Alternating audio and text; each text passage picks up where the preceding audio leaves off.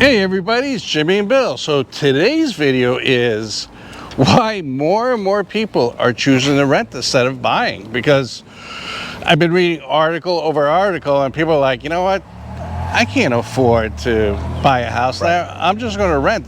Rent's actually cheaper now than a mortgage in a lot of areas. Yep. And we're going to go over why people are choosing to rent instead of buy. And then we'll talk about, things you guys might be able to do, towards the end, if you do decide to buy and rent at the same time. Like one of the options, like rent to own kind of situations. We'll mention it. But anyways, if you like this kind of content, do me a favor, consider subscribing. It really helps out the channel. Give us a thumbs up and let's get started. Bill, what's one of the reasons why people right now are giving up buying and they're like, you know what, I'm just going to rent for another year or two? Some of it has to do with inventory. Okay. They just can't find a house. There's so much lag in inventory right now that it's just there's homes coming on the market and things ticked up a little bit as far as inventory goes in our area. There's a lot of them that are coming on the market are kind of junky. And then there's what we call stale houses. They've been sitting for a little bit because they're higher priced and they just need a lot of work. Or even if they're lower priced, they still need a lot of work, right? So there's options to work through with those, if you're choosing those, if you found one. So they're like, okay, I'm going to rent. I can't find... Can't find what I want. Can't find what I want. All right, but I want to do a video on that too. Basically, one of the things you could do, I'm just throwing this out. It's not part of this conversation, but just throw it out. If you really can't find the layout you want, or maybe new construction is the way to go. Yeah, it's a viable option right now. Yeah. We got two viable options since we kind of hit it: renovation loans and then new construction. Because new construction, they can usually offer you a little bit lower interest rate than what's the median right now. And right now, the way the builders are typically doing it, at least in our area, is they've started getting some of the houses out of the ground. So they have a really solid projection time on when you're going to take possession of the house, which helps out. So that's a nice thing. So.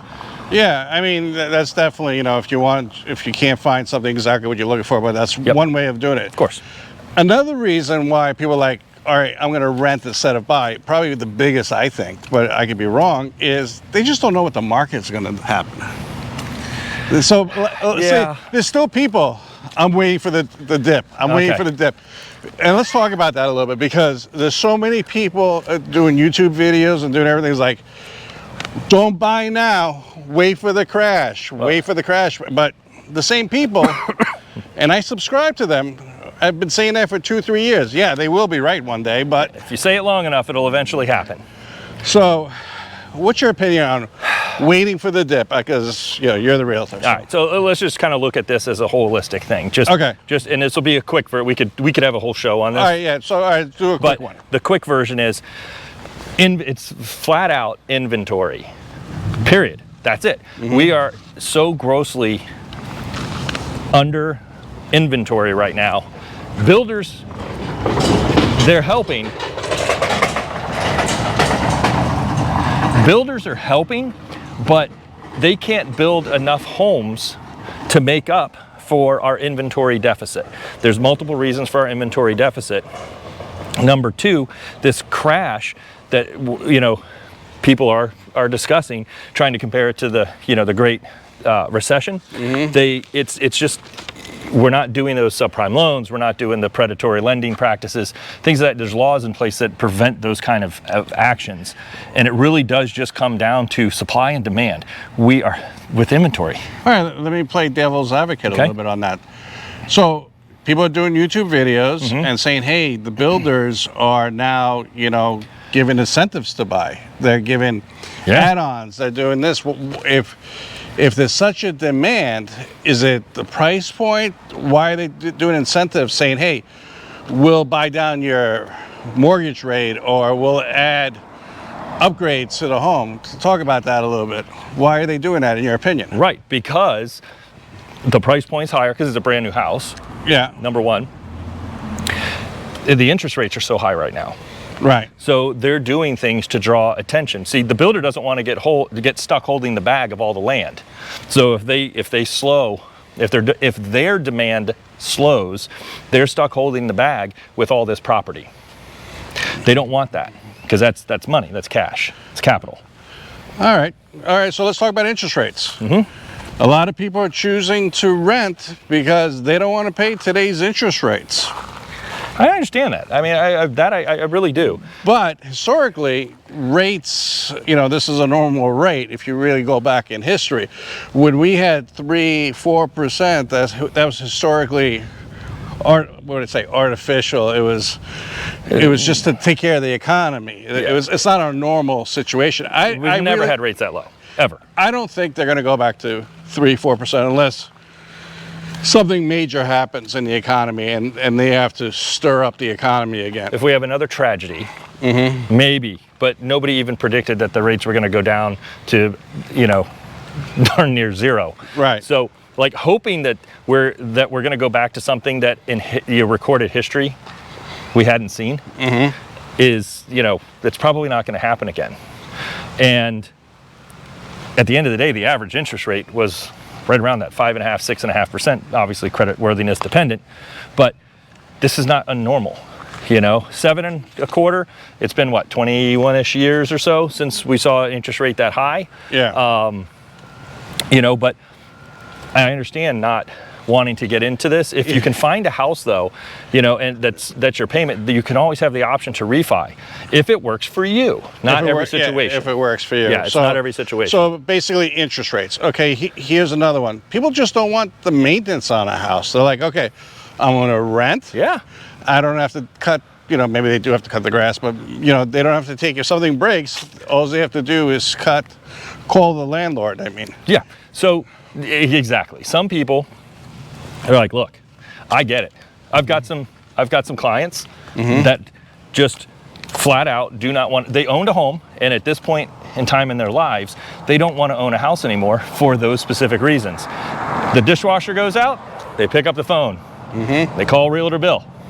Yeah. The dryer goes out, they pick up the phone and call Realtor Bill. Hey, Bill, can you send your guy? So I understand that completely. And they like to travel a lot. So, I get it. Yeah, all right, let's go with another one. Some people don't know if they're going to stay in an area. So, because of jobs, because I think like remote work, I'm not saying it's gone, but it's going away little by little. And more companies are saying, hey, come back to the office. So maybe they feel that even though they're remote right now, they might be forced to go back to the office, which could be at a different location. So why buy? Right, and that is a 100%. There's no argument on that. Okay. That's just, I get it. There was one of the properties that I represent. We had some traveling nurses, and they go gig to gig, and they stayed there for 3 years, and then they went on to a new gig, and they did contract work in the area, and they moved on. Then we got an engineer. He came in literally to work on a big project for a few years, and then he'll move on. So there are those situations that renting completely makes sense. Yeah, off of that, it's like, what stage in your life are you? Right now you can buy a house or you can buy a condo, but you're thinking about getting married and having kids, so you're not 100% sure what you want to do. Right. So maybe you'll rent for a little while. Yeah. That's why I say it's very important to kind of understand, to have a blanket statement is renting is bad. It's always a good time to buy a house. That's just, you can't do that. All right. And, this is a catch-22, this one, basically. Okay. So some people are saying, and I'm going to argue this one, it's because they don't want to pay what the cost to insure a home right now and the property taxes. And I'll tell you why, when people say that, I'm like, no, you can't use that as an excuse. And do you know why you can't use that as an excuse? Why? The reason why is the landlord, the homeowner, already has all that built into it. So they're not renting you a house or a condo, whatever it is, for a loss every month. Exactly. So they're paying the home owner's insurance. They're paying the property taxes. Yep. At the end of the day, they're using your rent to cover the cost. Right, and a lot of times, and they still have to have some profit. And they still have to have some profit. So who's paying for it at the end? You are. You are. Absolutely. So, you know, that's one of the things, you know, when people say that, oh, I'm not paying that homeowner's insurance or those taxes or anything. Right, you're going to pay it one way or the other. Yeah. So that's not really a good excuse. You know, if you don't have the capital to put down to purchase a home, that's a different story. Okay, let's talk about that. Okay. A lot of people, let's talk about that one. A lot of people are saying, I don't have the down payment. Right, so, and then that's okay too, you know? So you just have to, that's just the, you know, that's kind of how life works. If you don't have the money right now and you're doing everything you can to save up the money, you know, you're looking into the different programs that they have that can help you, you know, eventually you'll have to pay it back, but it does help you get into a house so that at least, you know, with the down payment portion of, you know, a home, so at least then the money that you're putting in on your mortgage payment is going to paying something for you. Mm-hmm. You know, if you're a tenant, you're paying the mortgage to help the investment of the owner of the property. Well, yeah, and some people are just renting because something happened to their credit and they have to rebuild their credit. Let's talk about that a little bit, you know? Yeah, depending on where you're renting. So, yeah, but I mean, like, some people just can't get a loan. So what you have to do in that case is work on your credit. Yeah. So there's, you know, credit rebuilding programs. There's some lenders that'll help you in that regards. You know, the credit score to actually get a loan, like maybe an FHA loan or something along that, is a little bit lower than that of a conventional. While you may not get the best rate, it's still, we worry sometimes just a little too much about the rate. We tend to focus in on this and not that big picture. Yeah, you know. And one of the big reasons why people are choosing to rent instead of buy is just financial freedom. So what I mean by that is they feel that if they get in trouble or they're starting a business and it fails or whatever happens in life, they could just walk away because they're renting, even though they might have a lease, but it's better than owning and having a foreclosure. Okay, I got you. So what do you think of that one? Well, I guess it just depends on when they got into their house. So, you know, you're building equity into your property, so maybe you could sell it and break even. But the flip side of that coin is if you own a property, then you have a house. You've always got someplace to live. Right. And the other positive of that is it's fixed. It's a constant. You know what your mortgage payment is not going to change. Okay. Your interest you can change to bring it down, but it's not going to change. Okay, but I'll be the devil's advocate on that one. But your homeowner's insurance could change. So, and it changes just as much for the renter. Your taxes could change. Conversely, the same thing. Your HOA fees could change. Conversely, the same thing. So the principal, you're talking about principal and interest can't change. Principal and interest, right. You've locked in your mortgage payment, not your taxes, not your insurance. Just because you pay them all into an escrow account optionally, that's not your mortgage. That's, you know, PITI. Principal, interest, taxes, and insurance. Right. And you can opt in to put those things into your mortgage, and that's totally cool because a lot of people do. You've got it stashed away. It's not some, you know, big blindsided hit at the end of the year. But I'm talking your actual your mortgage payment itself is locked in. Because again, if you're renting now, I'm not paying anything into my equity. You're paying the landlord's equity or the owner's equity. Right, right. I mean, there's arguments on, you know, every side. You know, like some people would say, well, you know what? And I know I'm going to get a comment on below and say, the first few years, it's pretty much all interest you're paying on the mortgage. Which is true. It's true. Right. Have you ever looked at how much making one extra payment a year changes? No, I actually haven't. Or making your payment and dividing it into 2 weeks?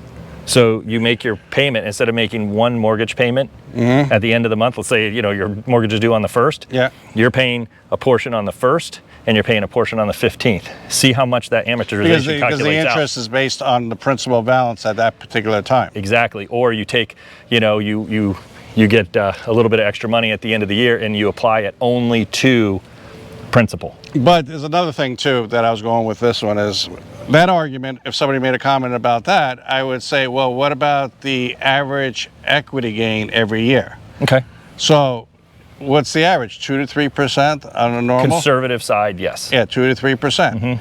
So if you have a $500,000 house and you have a 2 to 3% equity gain, okay, something might happen to the market and it might go down 2 or 3% or 10%. Right. But it will, over time, it'll be a 2 to 3% equity gain. Is that correct? Yeah. So when you're looking at your, it's an average. So if you look at the, I'll see if I can find the slide for you, so you can attach it here when we're talking about this. But okay. If you look at the average, you know what the average interest, or the equity gain rather, over the last 20, 30 years is, you'll see that it rolls out to be about 4.5%, 5%. Just, I like that conservative 2 to 3, because then if you are selling on an off year, at least then you can kind of calculate it. It's just easy math, right? Right. So, but just because it goes down a little bit for that month or for even that year, that doesn't mean you lost all that interest. Right. So an example is we gained roughly in our area right around 40% over the last 3 years. Right. So if we lose 10%, you didn't really lose anything. no, we're still up 30%. You're still up 30%. I get it. No, I totally agree with you. But again, there's still available, somebody told me that they're renting right now with the right to ownership. Yeah, so rent to own is a great option. So you could do that and everything. So listen, buying right now is not for everybody, and I admit that, and I'm the first to admit that. Yeah, absolutely. I agree with you 100%. It is not for everybody right now. But this is a lot of reasons why people are renting right now. They're just uncertain of what to do and everything. But talk to your real estate professional, if you're thinking about buying, and always look at areas. Just because you're not buying now and you're renting doesn't mean you can't look at the MLS and see what's up for sale and check out areas you might be interested in. Right. Yeah. Anyways, that's today's video. As always, greatly appreciate you guys watching. If you could do me a favor, consider subscribing. It really helps out this channel. And give it a thumbs up and a bell notification so you're notified next time we upload. Thank you and have a great day. See you on the next one. Talk to you soon. Bye.